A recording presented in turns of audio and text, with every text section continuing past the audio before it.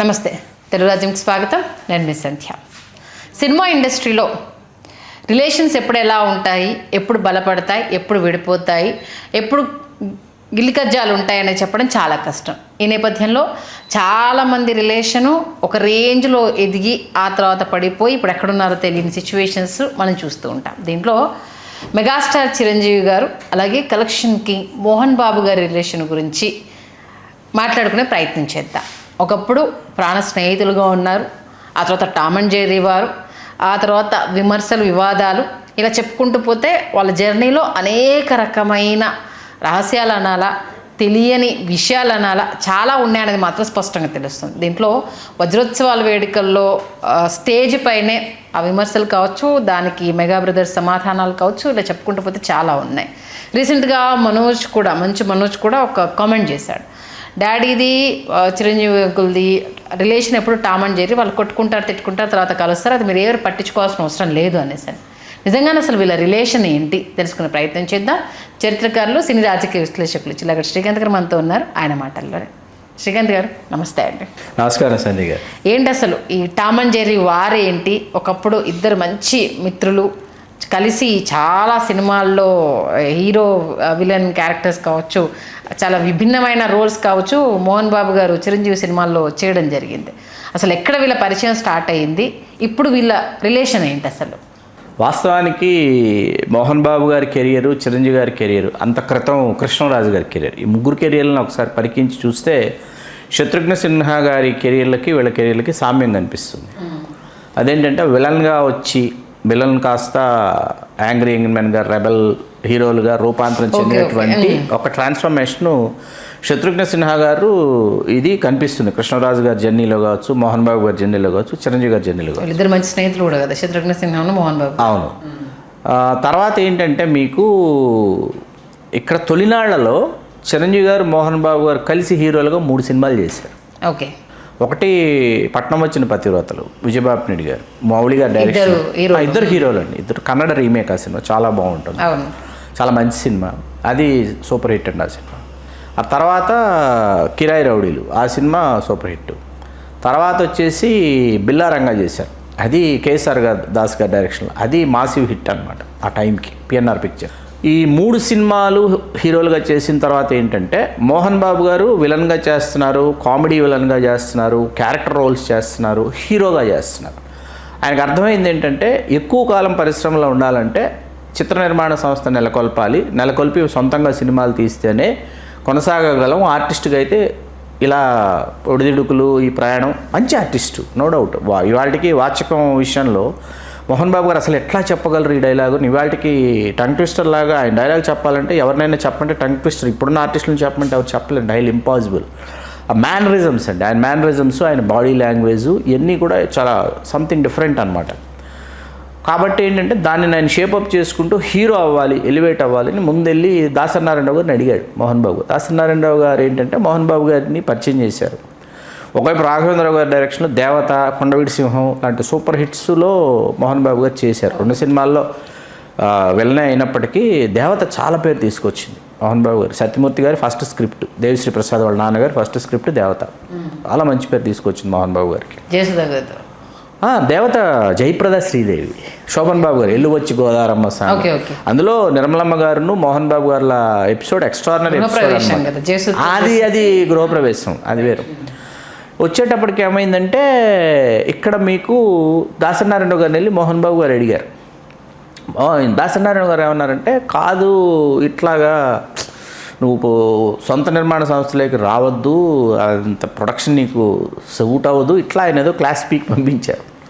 ఆయనేమో ఇమ్మీడియట్గా production house start చేసేసి సినిమా తీసేయాలన్న దీంట్లో ప్రతిజ్ఞ అని ఒక సినిమా, బోయిన్ సుబ్బారావు గారి డైరెక్షను, మోహన్ బాబు గారు own production Lakshmi Prasanna pictures ప్రారంభించేసి రామారావు గారు బొబ్బిలిపుల్ గెటప్లోని రామారావు గారు వచ్చి క్లాప్ కొట్టి ఆయన ఓన్ ప్రొడక్షన్ హౌస్ స్టార్ట్ అయిపోయి భలే రాముడని అదని ఇదని సినిమాలు. మనకి సినిమా అయిపోయే టైంకి మంచు లక్ష్మీ ప్రసన్న గారు బేబీ అనమాట, కిడ్ బేబీ లక్ష్మీ ప్రసన్న గారు మా సినిమాను ఆదరించిన ప్రేక్షకులకి ఆవిడ చెప్పేది ఇవాళ కూడా మీరు చూడొచ్చు ఆ వీడియోలో. అట్లా 1 by 1 వాళ్ళ లక్ష్మీ ప్రసన్న పిక్చర్స్ గ్రో అవుతూ లక్ష్మీ ప్రసన్న పిక్చర్స్లో మోహన్ బాబు గారు హీరోగా చేస్తున్న టైంకి చిరంజీవి గారి daring dashing dynamic hero, supreme hero, megastar అన్నది ఒక వెల్లువ అనమాట. ఇప్పుడు ఇక్కడ మోహన్ బాబు గారు హీరోగా ట్రాన్స్ఫార్మ్ అయ్యారు. ట్రాన్స్ఫార్మ్ అవ్వాలనుకున్న వ్యక్తి హీరోగానే చెయ్యాలి. చాలా మంచి సినిమాలు చేశారు హీరోగా ఆయన. అవును, మా ఇంటి కథ అని, పద్మవ్యూహం అని చాలా ఉన్నాయి సినిమాలు ఆయన ఏం చేశారంటే, చిరంజీవి గారి సినిమాలో విలన్ వేషం వచ్చింది అనుకోండి, వచ్చి ఇక్కడ విలన్ వేషం వేసేవారు. మీకు అర్థమైందా? ఇప్పుడు మంచి దొంగలో విలన్ ఎవరు? మోహన్ బాబు గారు. యుద్ధభూమిలో విలన్ ఎవరు? మోహన్ బాబు గారు. కొండవీడి దొంగలో విలన్ ఎవరు? మోహన్ బాబు గారు. ఇట్లా మధ్యలో చక్రవర్తి అని ఒక సినిమా చేశారు, special character, police officer character. Songs ఉండవు కానీ ఆయన ఏంటంటే చాలా ఇంపార్టెన్స్ ఉన్నటువంటి క్యారెక్టర్. అవును, ఇన్వెస్టిగేట్ చేయడానికి వస్తాడనమాట.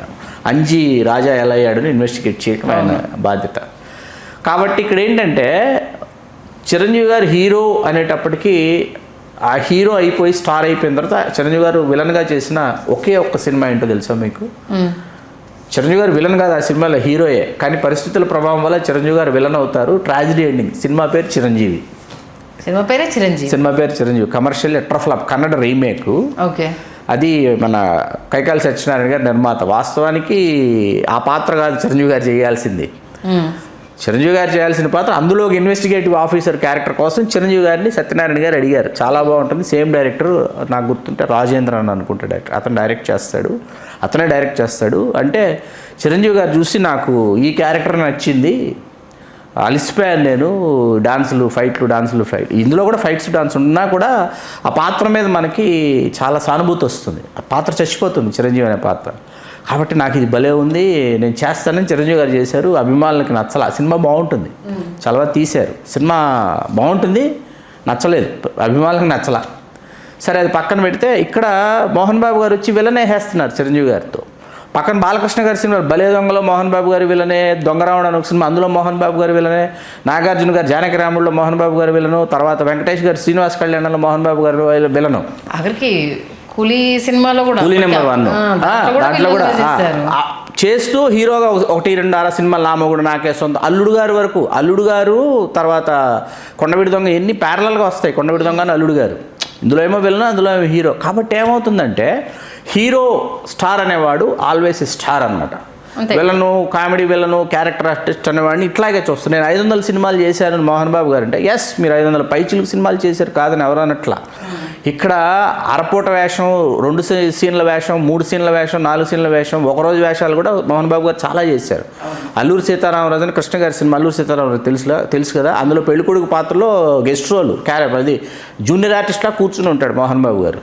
ఓకే. పెళ్ళికొడుకు అనమాట. ఏది విజయనిర్మల గారి పక్కన, విజయనిర్మల గారు చచ్చిపోతుంది, సీత తీసుకొచ్చింది. ఆ పెళ్ళికొడుకు మోహన్ బాబు గారు మీరు చూడండి. వేళ జూనియర్ ఆర్టిస్ట్ వేషం కదా, అసిస్టెంట్ డైరెక్టర్గా పనిచేశాడు. ఇన్ని చాలా అవతారాలు ఎత్తాడు ఆయన. It's very good artist. Dialogue చెప్పాలంటే మోహన్ బాబు గారు. అట్లా తాండ్రపాపారెడ్డి సినిమాలో ఆయనకు సోలో సీన్ ఉంటుంది. సోలో సీన్ ఏకపాత్రాభినయం లాగా.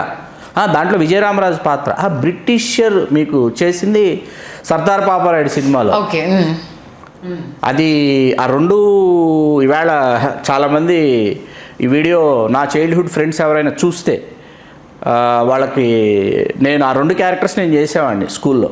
ఓకే. ఏది మోనా యాక్షన్, ఏది నాకు ఫస్ట్ ప్రైజ్ అనమాట. ఏది రామారావు గారి డైలాగులు నేనే చెప్పేవాడిని, మోహన్ బాబు గారి డైలాగులు నేనే చెప్పేవాడిని. మా వంటవాడు భారతీయుడు అది ఉంది కదా, మా తోటవాడు భారతీయుడు, అవి మోహన్ బాబు గారే చేయగలరండి అలాంటివి. తాండ్రపాపారాయుడులో విజయరామరాజు అండి. విజయరామరాజు అంటే రాజనాల్ గారిని తప్ప బొబ్బిలి యుద్ధంలో విజయరామరాజు అంటే ఇంకో ఊహించుకోలేం, అంతలా ఉంటుంది రాజనాల్ గారి పెర్ఫార్మెన్స్. ఆ స్థాయిలో చేశాడు మోహన్ బాబు గారు. సోలో సీన్ అట్లాంటి ఆర్టిస్ట్ అనమాట. మీకు ఇక్కడ ఈ దీనిలో ఏమవుతుందంటే చిరంజీవి గారు అక్కడ మెగాస్టార్ అయిపోయిన తర్వాత నేను చిరంజీవి గారి కంటే అధికుణ్ణి, నేను చిరంజీవి గారి కంటే గొప్ప అని అనుకోవటం మోహన్ బాబు గారు అమాయకత్వం అని నేను అనుకుంటా. అమాయకత్వం అది. ఎంత అమాయకత్వం అంటే చిరంజీవి గారు కలెక్ట్ చేసినంత మీ సినిమాలు ఏవి కలెక్ట్ చేశాయి, ఎప్పుడు కలెక్ట్ చేశాయి, ఎక్కడ కలెక్ట్ చేసాయి మీరు చెప్పాలి. మీ మొత్తం ఎంటైర్ హిస్టరీలో పెదరాయుడు తప్ప మీరు చెప్పుకోవడానికి ఎందుకు పెదరాయుడు కూడా అంత ఆ స్థాయి విజయం సాధించిందంటే నేను రిలీజ్ డేట్తో సహా చెప్తా. జూన్ 15 రిలీజ్ అయింది 95, జూన్ 15, 95 రిలీజ్ అయింది. అదే రోజు బిగ్ బాస్ రిలీజ్ అయింది. బిగ్ బాస్ ఫ్లాప్ అవడం వల్ల ఒక్కసారి పెదరాయుడు చాలా మంచి సినిమా అండి. రవిరాజ పినిశెట్టి గారు ఇవాళకి పెదరాయుడి విజయానికి మరొక ఘనమైన కారణం చెప్పమంటే రవిరాజా గారి డైరెక్షన్తో పాటు రజనీకాంత్ గారి క్యారెక్టర్ గురించి, రజనీకాంత్ గారి కోసం పోటెత్తారు జనం, వెల్లువెత్తారు థియేటర్లకి. ఆ క్యారెక్టర్ లేకపోతే సినిమా నథింగ్ కదా. ఆ సీరియస్ తర్వాత మోహన్ బాబు గారు అలాంటి సినిమాలే ఒక 6 డజన్ చేసి ఉంటాడు. రాయుడు, రాయలసీమ రామన్న చౌదరి, ఇంకోటి మరొకటి బోలుడున్న, ఎవరు రాలేదు, ఎవరు చూడలేదు, ఫ్లాప్లు అయ్యాయి కదా. ఆయనకి ఏంటంటే చిరంజీవి గారిని ఎందుకు ఇంత అభిమానించేస్తున్నారు, చిరంజీవి గారికి ఎందుకు ఇంత ప్రేమించేస్తున్నారు చిరంజీవి గారిని అనేటటువంటి ఒక ఓర్వలేనితనం అయితే ఉందండి. ఓర్వలేనితనం అయితే మోహన్ బాబు గారు ఉంది. అది లేదు కాదు అని చెప్పడానికి లేదు. అది ఎక్కడ ఎప్పుడు ఎలా బయటపడిందంటే పద్మభూషణ్ వేడుకలో చిరంజీవి గారికి పద్మభూషణ్ వచ్చి ఒక పండగ వాతావరణంలో పరిశ్రమ అంతా చిరంజీవి గారిని ఆయన్ని అభినందించి ఆశీర్వదించి అమితాబ్ బచ్చన్ గారు వచ్చి కింగ్ ఆఫ్ ఇండియన్ సినిమా అని చెప్పి చిరంజీవి గారిని కీర్తిస్తున్నటువంటి ఆ నేపథ్యంలో మహేష్ బాబు గారు వచ్చి గంటసేపు కూర్చున్నారు ఆ వేడుకలో. అసలు ఊహించగలరా, మహేష్ బాబు గారు వచ్చి నాన్నగారు రాలేకపోయారు ఫ్రమ్ హిస్ హెల్త్ కండిషన్స్ ఏదైనా కావచ్చు అని మహేష్ బాబు గారు వచ్చి కూర్చున్నారు. మీకు అర్థమవుతుంది కదా ఎవరెవరిని పిలవాలి, ఆ ఈవెంట్లో ఎవరెవరిని పిలవాలి, ఎట్లా చేయాలి, ఎవరెవరి పేర్లు ఒక ఇన్విటేషన్ అది తయారు చేసి అన్నప్పుడు రాఘవేంద్ర గారితో డిస్కస్ చేయడానికి నేనే వెళ్ళా. ఓకే, రాఘవేంద్ర గారితో డిస్కస్ చేయడానికి వెళ్ళినప్పుడు ఎవరెవరిని పిలవాలి, ఎట్లా పిలవాలనుకున్నప్పుడు మహేష్ బాబు గారి పేరు, రాఘవేంద్ర గారు, నేను కలిసి ఫైనల్ చేశాం. మీకు అర్థమవుతుంది కదా. నేనన్నా సార్ మహేష్ బాబు గారు వస్తారా అన్న రాఘవేంద్ర గారితో, సరదాగా అన్న మహేష్ బాబు గారు వస్తారా సార్ అన్న, అంటే వస్తాడయ్యా అన్నారు. వచ్చారు మహేష్ బాబు గారు వచ్చి. ఇంతమంది దిగ్గజాలు చిరంజీవి గారితో చేసిన హీరోయిన్స్ అందరూ ఉన్న ఆ వేడుకలో మోహన్ బాబు గారు ఏంటంటే అభ్యంతరకరమైనటువంటి ఒక ప్రసంగం. నాకు చిరంజీవి గారికి మధ్యలో ఎవరు అచ్చేశారు ఇచ్చేశారు, మమ్మల్ని ఇద్దరిని కలవకుండా ఇచ్చేశారు అచ్చేసారు ఏంటంటో మాట్లాడితే దానికి పవన్ కళ్యాణ్ గారు ఇవ్వాల్సిన రిటార్టు పవన్ కళ్యాణ్ గారు ఇచ్చారు. చిరంజీవి గారు కూడా అవార్డుకి సంబంధించి కూడా ఒక స్టేట్మెంట్ కూడా పాస్ చేశారు. అది తర్వాత అది వజ్రోత్సవ వేడుక. ఓకే, ఇది పద్మభూషణ్ వేడుక. ఇది 2006. 2007 వజ్రోత్సవం. 2007 వజ్రోత్సవానికి ఆ వేడుకకు ముందు ఒక విషయం చెప్పాలి. ఎందుకంటే ఇది పూర్తిగా నాకే తెలిసిన నేనే ఇన్వాల్వ్ అయినటువంటి విషయం ఇది. ఓకే, 75 మందిని ఎంపిక చేశారండి. ఓకే, అందరూ సినిమా హీరోయిన్లు అంతా ఉండాలి అన్న అది వేరు, అది అయిపోయింది అండి. చిరంజీవి గారు పద్మభూషణ్ ఆ ఈవెంట్ అయిపోయింది. ఓకే, 2007 వజ్రోత్సవ వేడుకలు వచ్చినాయి. ఈ వజ్రోత్సవ వేడుకలు నెల నేను వర్క్ చేశాను ఈవెంట్లో. ఐఎమ్ నా చాలా ఇంపార్టెంట్ రోల్ అందులో. నాకేమప్ప చెప్పారు, ఏవీస్ తయారు చేయాలి, ఎవరెవరు ఏవీస్ తయారు చేయాలి. తర్వాత జరుగుతోంది వర్క్. జరుగుతూ ఉండగా మీకు ఏం చేశారంటే కంపేరింగ్ స్క్రిప్ట్ రాయాలని చెప్పారు. 3 days ఈవెంట్, 75 మందిని సెలెక్ట్ చేశారు. దీనికి కేఎస్ రామారావు గారు వీళ్ళందరూ లెజెండ్ సెలబ్రిటీని డివైడ్ చేశారు.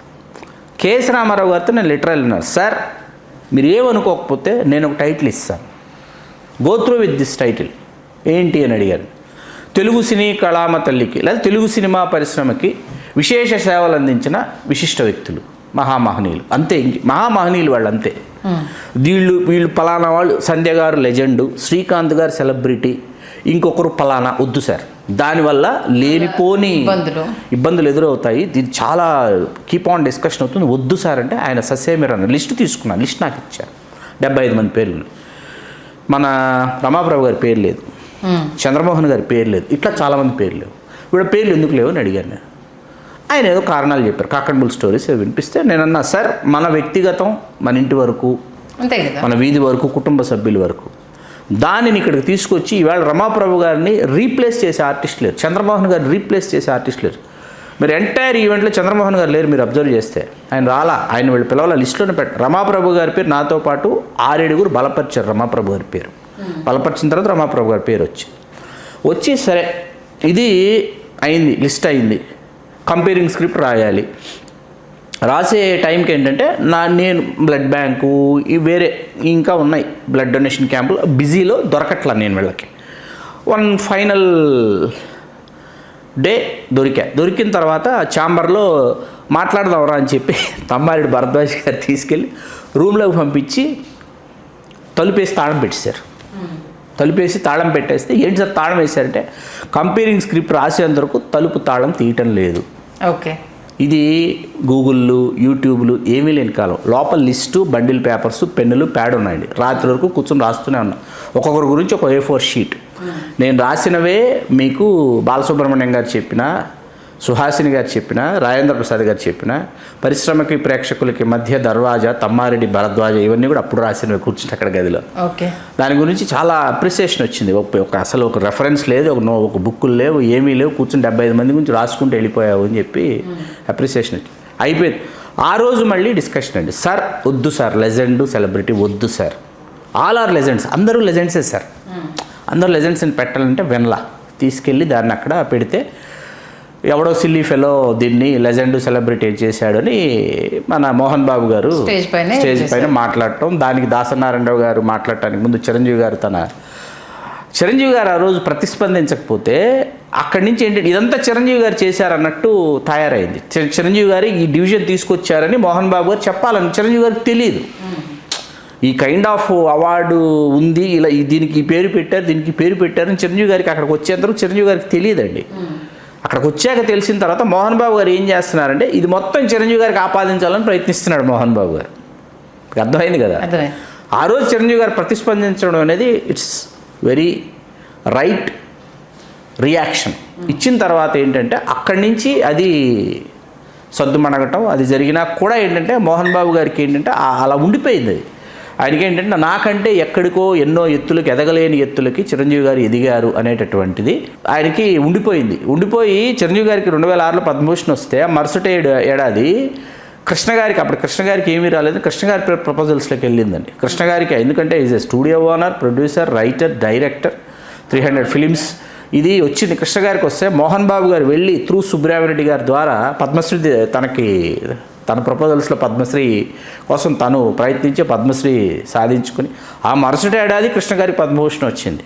అదేంటంటే చిరంజీవి గారు అనేటప్పటికీ ఆ వేడుక ఏంటంటే చిరంజీవి గారు పద్మభూషణ్ కూడా ఆ సమయంలోనండి సంధ్య గారు ఆ వేడుక ఎందుకు చేశారంటే అందరూ మోహన్ బాబు గారికి వచ్చినప్పుడు పద్మశ్రీ చేయలేదు ఇండస్ట్రీ, కృష్ణ గారికి పద్మభూషణ్ వచ్చినప్పుడు ఆ తర్వాత చాలామందికి వచ్చినాయి, రామానాయుడు గారికి వరుసగా చాలామంది మన పద్మ పురస్కారాలు అందివచ్చాయి. చిరంజీవి గారి టైంకి ఏంటంటే బిఫోర్ చిరంజీవి గారికి పద్మభూషణ్ ఇవ్వడానికి ముందు సో మెనీ ఇయర్స్ తెలుగు సినిమాకి నేషనల్ వైడ్ అసలు ఏ విధమైన ప్రాధాన్యత లేదు. ఇండియన్ పనోరమాకు కూడా తెలుగు సినిమా సెలెక్ట్ కావటంలా. అటువంటి ఒక టైం అనమాట. అంటే ఒక చులకన భావం తెలుగు సినిమా పరిశ్రమ మీద ఉన్న సమయంలో చిరంజీవి గారికి పద్మభూషణ్ వచ్చింది. ఒక్కసారిగా తెలుగు సినిమా పరిశ్రమలో హర్షాతిరేకాలు వెల్లువెత్తాయి. అమ్మయ్య మనకు జాతీయ స్థాయిలో ఒక గుర్తింపు చిరంజీవి గారి వల్ల, అబ్బా పద్మభూషణ్ అని చెప్పేసి వాళ్ళు క్లియర్లీ మెన్షన్డ్. పద్మభూషణ్ అనే పురస్కారం ఇచ్చారు కదా, చిరంజీవి అని రాశారనుకోండి, బ్రాకెట్లో కళలు అని మెన్షన్ చేశారు. ఏ రంగంలో పవన్ కళ్యాణ్ గారికి అది తెలియకుండా నేను పవన్ కళ్యాణ్ గారి ఇంటికి వెళ్ళాను, అన్నగారి ఇంటికి. ఆ సమయానికి మీడియా వాళ్ళు ఎవరు వస్తే బ్లడ్ బ్యాంక్ నుంచి నేను తీసుకుని వెళ్తే పవన్ కళ్యాణ్ గారు అన్నయ్య గారు సేవారంగంలో చేసినటువంటి సేవలకు కానీ పద్మభూషణ్ వచ్చిందని నేను అనుకుంటున్నానంటే నేను లేదు నేను ఆపి కరెక్ట్ చేశాను. కాదు కళలను మెన్షన్ చేశారంటే సినిమా పరిశ్రమకు చేసినటువంటి సేవలకు అర్థం చేసుకోవాలి. సేవలు అనేటప్పటికీ ఆ ఖాతాలో మరొక పురస్కారం మరొకసారి మనం తీసుకోవచ్చు, ముందు ఈ ఖాతాలో ఈ పురస్కారం అని చెప్పండి అని. అందుకే మీకు పద్మవిభూషణ్ సేవారంగం అని చెప్పి మెన్షన్ చేశాను. కాబట్టి ఇక్కడ ఏంటంటే ఆ ఓర్వలేనితనం అనేది ఎప్పటికప్పుడు ఆయన దాచుకోలేకపోయేవారు. చిరంజీవి గారు ఏంటంటే సంయమనం పాటిస్తూనే ఉండేవారు. అది ఇవన్నీ ఒకసారి కలబోసుకుందామని చెప్పి మీతో. అదే అండి, మంచి రిలేషన్ ఉండేది ఎప్పుడు వాళ్ళకి. ఈవెన్ కొన్ని ఒక స్టేజ్ పైన వాళ్ళిద్దరి మధ్య జరిగిన ఒక కొంత ఇన్సిడెంట్ కూడా ఈయన గిల్లడము, మైక్ లాక్కోవడం అలాంటి చూసినప్పుడు మళ్ళీ ఇవన్నీ చూసినప్పుడు ఏంటి అసలు వీళ్ళది మళ్ళీ నాకు ఇవాళకే అండి. ఇప్పుడు ప్యారడైజ్ సినిమాలో మోహన్ బాబు గారు యాక్ట్ చేయబోతున్నారండి, చూశాను, చాలా బాగుంది ఆయన లుక్. ఆయన తన మాట తీరు వల్ల, ప్రవర్తన వల్ల, ఆ మధ్య జర్నలిస్ట్ మీద ఆయన చేసినటువంటి భౌతిక దాడి, అది ఒకసారి చూస్తే ఏమనిపిస్తుందంటే అదే వేరే ఇంకెవరైనా చేస్తే మీడియా అసలు ఏ విధంగా రోజుల తరబడి వారాల తరబడి ఎన్ని డిబేట్లు నిర్వహించాలని అనిపించింది. అవ్వలేదులేండి, చాలా పెద్ద రచ్చ అయింది. ఆ తర్వాత ఆయన సారీ చెప్పారు. వెళ్ళారులేండి, అక్కడికి ఏమండి ఇప్పుడు మిమ్మల్ని కొట్టేసి సారీ చెప్పేస్తే అయిపోతుందండి? ఏది బహిరంగంగా మిమ్మల్ని ఒక నెల రోజుల పాటు 2 నెలల పాటు అతను భోజనం చేయలేనటువంటి స్థాయిలో కొట్టాడు ఆయన. సరే, మళ్ళీ దాని గురించి ఎందుకు, కానీ ఇవాళకి చూస్తే మోహన్ బాబు గారు లుక్ చూసిన తర్వాత ప్యారడైజు చిరంజీవి గారు మోహన్ బాబు గారు ఒకసారి యాక్ట్ చేస్తే బాగుంటుందని అనిపించింది నాకు. కలిసి యాక్ట్ చేస్తే చాలా బాగుంటుంది. అందుకే మనోజ్ అన్నారు వాళ్ళు టామ్ అండ్ జెర్రీ రిలేషన్ ఏది మాట్లాడుకున్నా వదిలేసుకోండి, వాళ్ళు ఎప్పుడు తిట్టుకుంటారు, తర్వాత కలుసుకుంటారు, మళ్ళీ తర్వాత అనుకుంటారు, వాళ్ళది ఎప్పుడు ఆ రిలేషన్ అది కంటిన్యూ అవుతుంది, మా చిన్నప్పటి నుంచి కూడా మేము చూస్తున్నాం లేండి అంటూ అది 4 గోడల మధ్య చాలా అందంగా ఉంటుంది. మీరు చెప్పింది 4 గోడల మధ్య మీరు వ్యక్తిగతంగా కూర్చున్నప్పుడు అది చాలా అందంగా ఉంటుంది. మీరు పబ్లిక్లోకి వచ్చిన తర్వాత మీరు ఒకరికొకరు ఇచ్చిపుచ్చుకునే గౌరవాలు మర్యాదల విషయంలో, ఎందుకంటే అక్కడ పబ్లిక్ మొత్తం మిమ్మల్ని చూస్తోంది, మిమ్మల్ని చూసి అభిమానించిన వాళ్ళు ఉంటారు, మిమ్మల్ని చూసి ఇన్స్పైర్ అయ్యేటటువంటి వాళ్ళు ఉంటారు, మిమ్మల్ని చూసి మీ ప్రవర్తనను చూసి ఇదా వీళ్ళని అనుకునేటటువంటి వాళ్ళు ఉంటారు. వెలుపలికి వచ్చిన తర్వాత చాలా రచ్చయింది కదా. అసలు పెట్టుకున్న ఫంక్షన్ ఏంటి, ఎండింగ్ అనేది చాలా ఏంటంటే ఈయన ప్రసంగం తర్వాత చిరంజీవి గారి ప్రసంగం తర్వాత దాసనారాయణరావు గారిది ఏంటి వ్యక్తిగత దూషణలకు వేదిక అయిపోయింది కదా అన్నట్టుగానే అది జరిగిపోయింది. అంత మంచి వజ్రోత్సవాలు జరుపుకుంటే అంటే చాలామంది లేరు అనేసి మన సినిమా ఇండస్ట్రీ ఎక్కడికో వెళ్ళాలి, మనం ఇక్కడనే. మళ్ళీ ఇంకోటి ఏంటి, మీకు మొదటి రోజు నాగేశ్వరరావు గారితో ప్రారంభమైంది. నాగేశ్వరరావు గారికి అదొక రోజు మాట్లాడుకోవచ్చు మనం. వాళ్ళిద్దరికీ ఒక యుద్ధం జరుగుతోంది, అది కొనసాగింది, ఆ యుద్ధం ప్రచన్న యుద్ధం చివరికంటూ. నాగేశ్వరరావు గారు వచ్చిన రోజు దాసనారాయణరావు గారు గైర్హాజరు, దాసనారాయణరావు గారు ఉన్న రోజు నాగేశ్వరరావు గారు గైర్హాజరు, ఇదొకటి మళ్ళీ. మొత్తానికైతే టామ్ అండ్ జెర్రీ రిలేషన్ అలా కంటిన్యూ అయింది. ఇప్పుడు ఎలా ఉందనే పరిస్థితి తెలియకుండా అయితే మీరు ఈవేళ మీరు సురేష్ కొండరెడ్డి గారిని అడగదలుచుకుంటే మీరు సురేష్ కొండరెడ్డి గారిని అడగొచ్చండి. పసుపులేటి రామారావు గారు సీనియర్ జర్నలిస్ట్, మొన్న ఆయన గురించి మనం ఒక విశ్లేషణ చేసాం. చిరంజీవి గారికి పసుపులేటి రామారావు గారికి చారీ స్ట్రీట్, బజుల్లా రోడ్, చారీ స్ట్రీట్, బాలాజీ అపార్ట్మెంట్స్ చిరంజీవి గారు వెళ్ళింది. ఆ పసుపులేటి రామారావు గారు సంతోషం కవర్ పేజు ఒకే ఒక మెగాస్టార్, ఒకే ఒక ఎన్టీఆర్, ఒకే ఒక మెగాస్టార్ని ఒక ఆర్టికల్ రాశారు. దానికి మోహన్ బాబు గారు సురేష్ కొండరెడ్డి గారిని చాలా ఇచ్చేశారు. అంటే మేమెవరు ఆర్టిస్టులు కాదా, మేమెవరం హీరోలం కాదా, మేమెవరం రికార్డులు సృష్టించలేదా. Yes, back to back hits మీరు ఇచ్చారు హీరోగా, కాదని అనట్లా. సస్టైనబిలిటీ ఎక్కడా? అల్లుడు గారు, అసెంబ్లీ రౌడీ, అల్లరి ప్రియుడు, మేజర్ చంద్రకాంత్, మళ్ళీ మేజర్ చంద్రకాంత్, పెద్దంటి రామారావు గారు అకౌంట్లో ఉన్నాయి 5-6 సినిమాలు నాన్ స్టాప్గా బ్యాక్ అండ్ బ్యాక్ హిట్స్ మీరు ఇచ్చారు, మేము కాదనట్లా. దశాబ్దాల తరబడి తెలుగు సినిమా పరిపుష్టికి, పురోభివృద్ధికి మీరు ఎనలేని విశేషమైనటువంటి సేవలు మీరు అందించేటటువంటి స్థాయిలో తెలుగు సినిమా స్టామినాని వ్యాపారాత్మకంగా పెంచింది ఎవరు అనే పారామీటర్స్ తీసుకుంటే మీకు చిరంజీవి గారు కనిపిస్తారు అనేది నిర్వివాదాంశం. అది మీరు కోరుకున్నట్టుగా మళ్ళీ వాళ్ళు పురోవైభవం తీసుకొచ్చేసి ఇద్దరు తెర మీద కనిపించాలి, ఆ పోటాపోటీ యాక్టింగ్ను చూడాలి అనేసి ప్రేక్షకులు కూడా కోరుకుంటున్నారు. ఆ దిశగా ఎవరైనా అడుగులు వేస్తే కూడా బాగుండు అనేసి అనుకుందాం. మంచి విశ్లేషణ అందించారు. ధన్యవాదాలు శ్రీకాంత్. ధన్యవాదాలు సంధ్య గారు. హలో, తెలుగు రాజ్యం ఛానల్ చూస్తున్నారా? సామాజిక రాజకీయ జీవన చిత్రణే తెలుగు రాజ్యం. అతిశయోక్తులు, అసత్యాలు ఉండవు. రాజకీయ కోణం కాదు, ప్రజా కోణమే కొలబద్ద. తెలుగు రాజ్యం వీక్షణ మీ ఉత్తమ అభిరుచికి నిదర్శనం.